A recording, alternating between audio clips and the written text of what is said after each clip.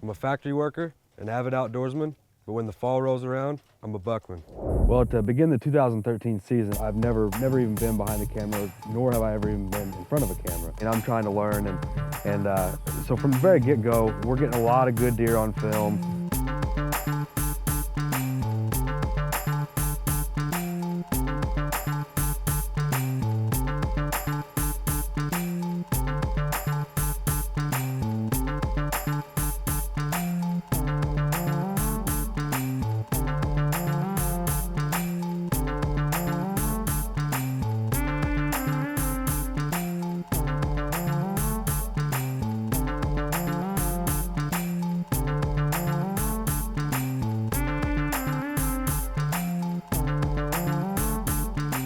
So we decided to go out and hang a set. A couple weeks earlier, we had actually been hunting in the timber, kind of closer to their bedding area.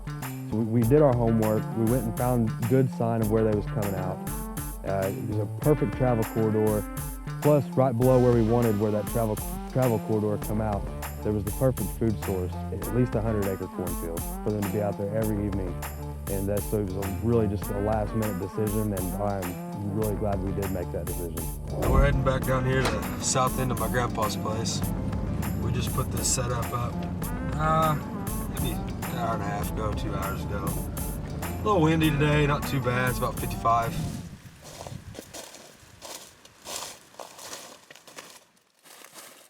We climb up in it, get all set up, and I look to my left, and there's a real nice 10-pointer just rubbing on this tree.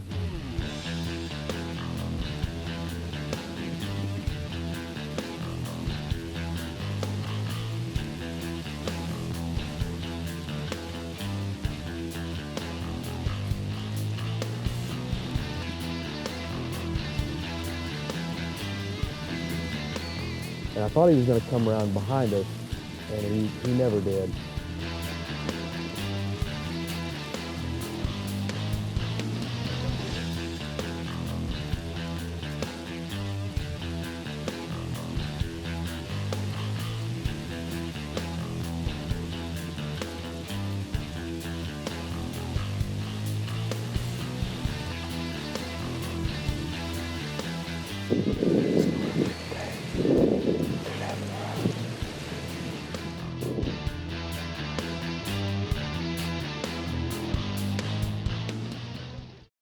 Real World Wildlife Products presents Buckman.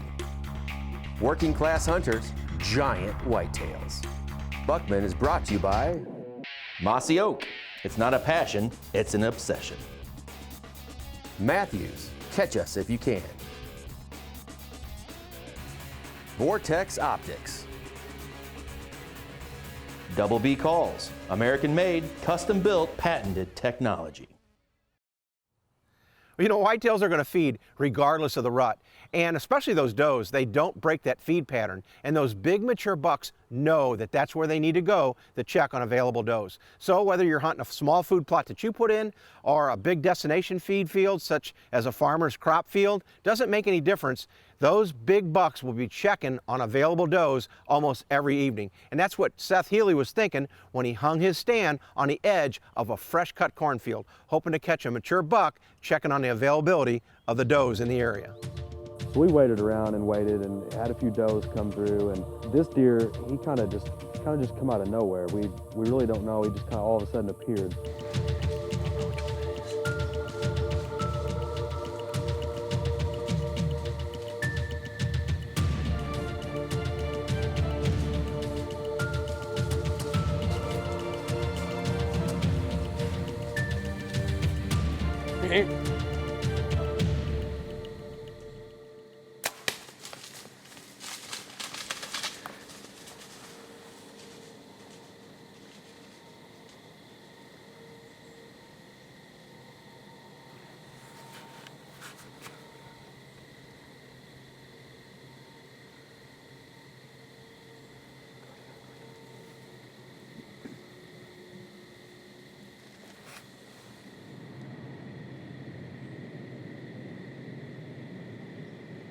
Oh, there he goes.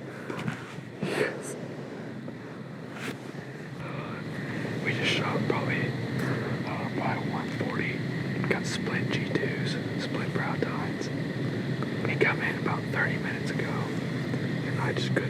what those split brows got to me.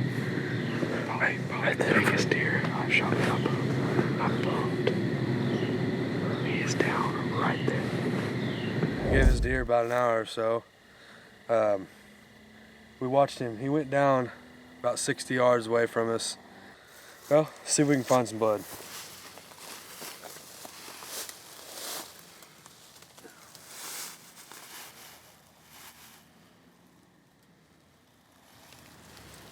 Went all the way through.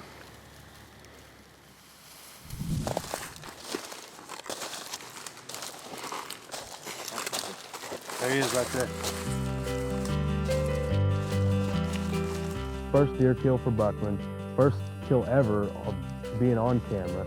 So I was, at that point in time, I was just, it was a million different things. I was nervous, I was excited, I was everything. It was amazing.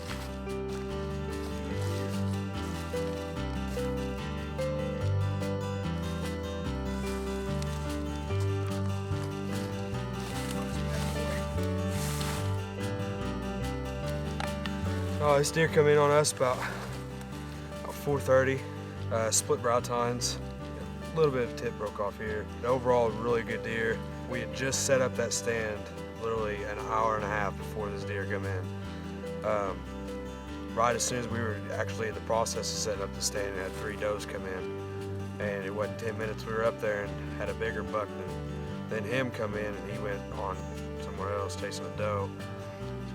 His stroker come out about 4:30, chasing some more does, went back in the woods, and he come out again, and we decided to shoot him and gave him a little while. We decided to let him lay, and here he is.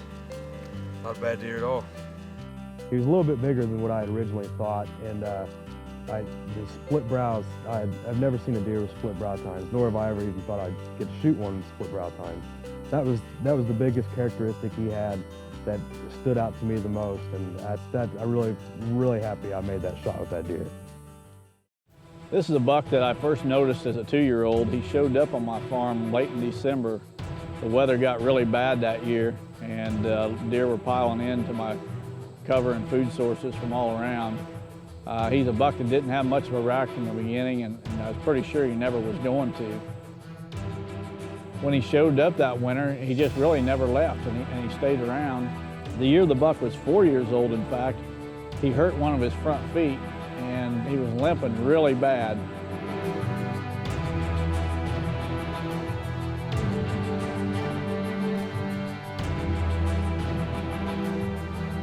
He was limping so bad I wasn't sure he was going to make it through the winter, and we kind of set out to tag him then. I got close several times. I don't know how many times I got video footage of that buck limping around the food plots and such, but he just wouldn't come close enough for a shot.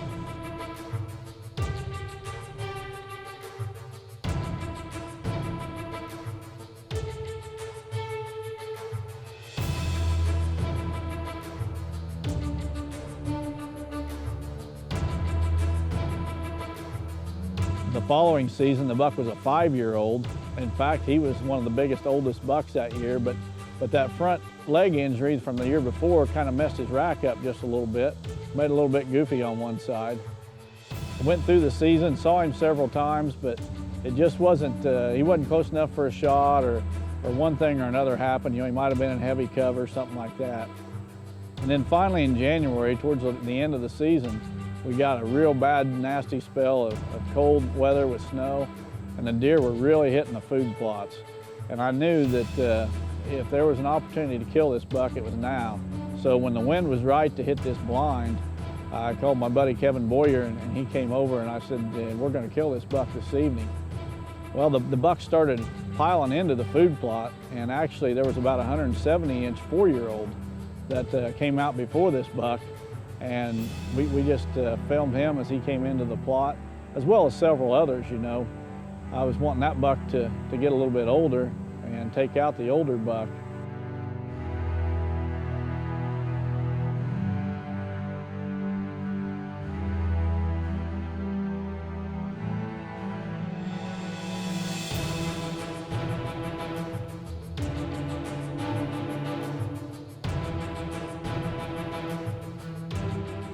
Finally, I think he was about the 7th buck to enter the food plot that evening. And just as he stepped out of the cover, I let the arrow fly.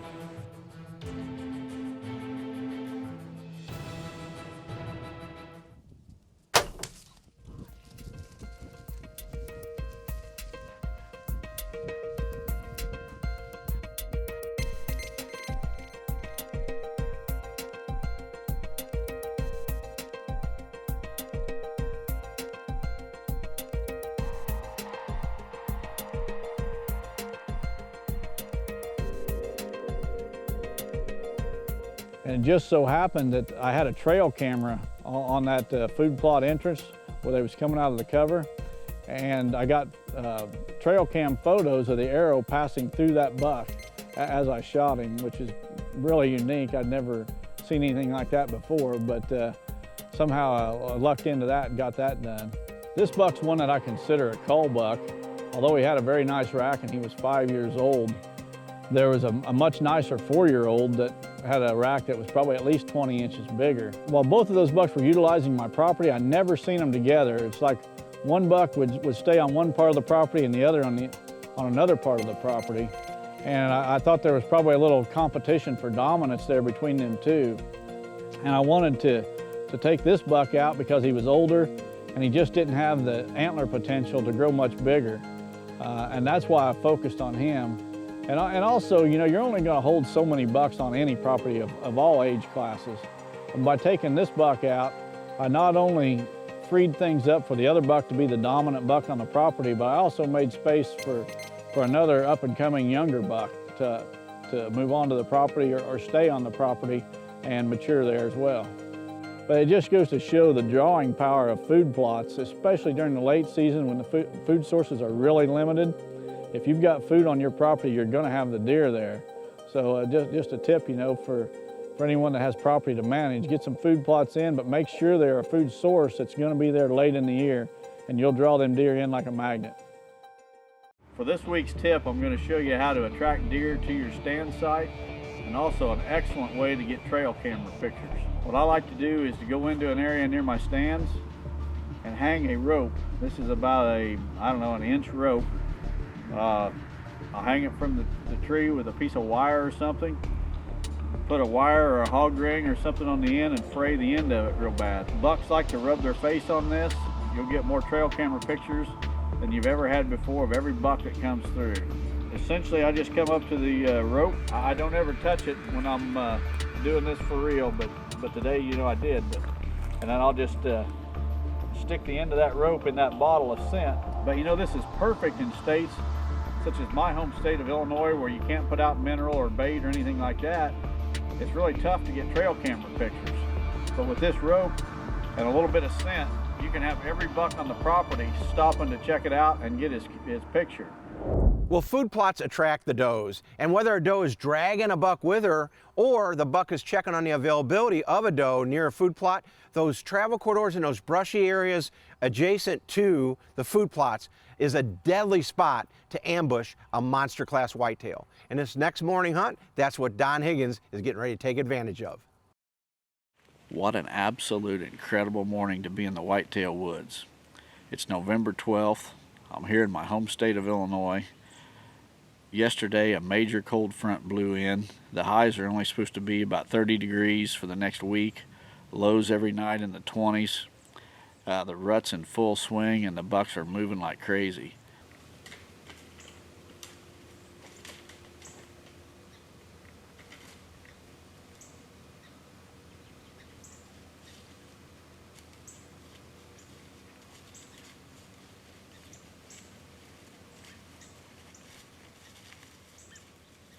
The first morning after this cold front blew in, I knew the bucks would be on their feet moving. And I just barely got in my stand this morning and had the first 2-year-old 8-point come by. And I didn't even have the camera set up or anything. It was still pretty dark, too dark to film. 30 minutes later, I look up and here comes a buck I recognize, a real nice 3-year-old.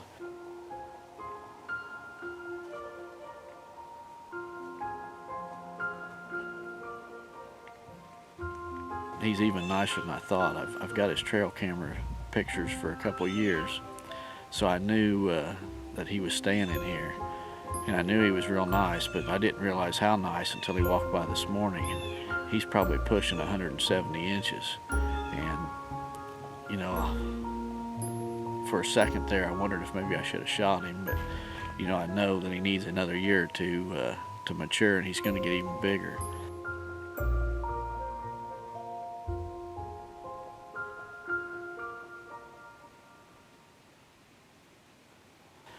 The buck that I was after just happened to be coming right behind him. I didn't even know it. He's a 4-year-old 9-pointer. I still had the camera in my hand filming the 3-year-old 10-point. When I look up, and here comes the one I'm after. So real quick, I had to put the camera, you know, back on the mount and focus it on where the buck was going to be stepping into.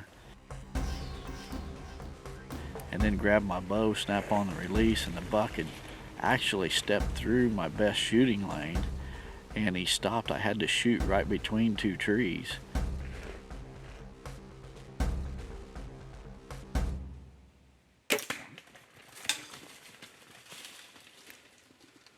Luckily, it looked like a good hit. He took off on a death run, ran over here in the brush, and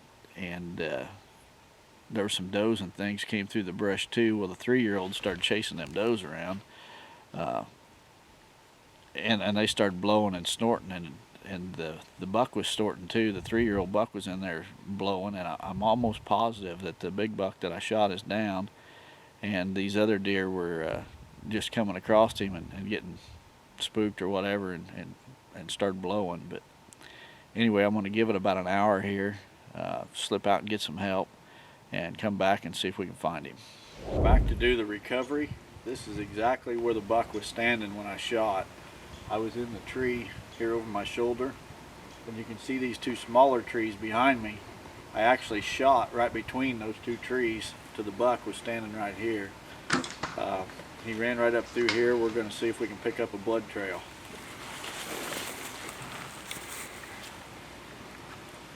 There's half of my arrow. It's a good sign.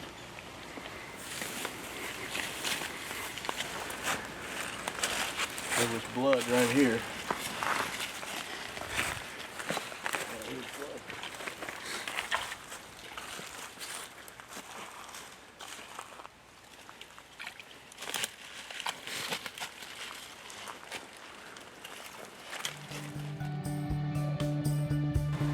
Four-year-old buck. He's not as big as the buck that came through right before him, but he's more mature.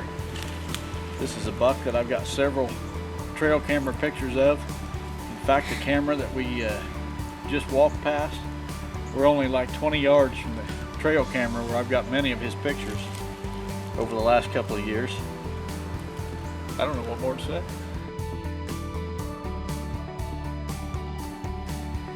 Are you dedicated enough to become part of the Buckman Film Team? If you are interested, log on to www.buckmantv.com to find out more information.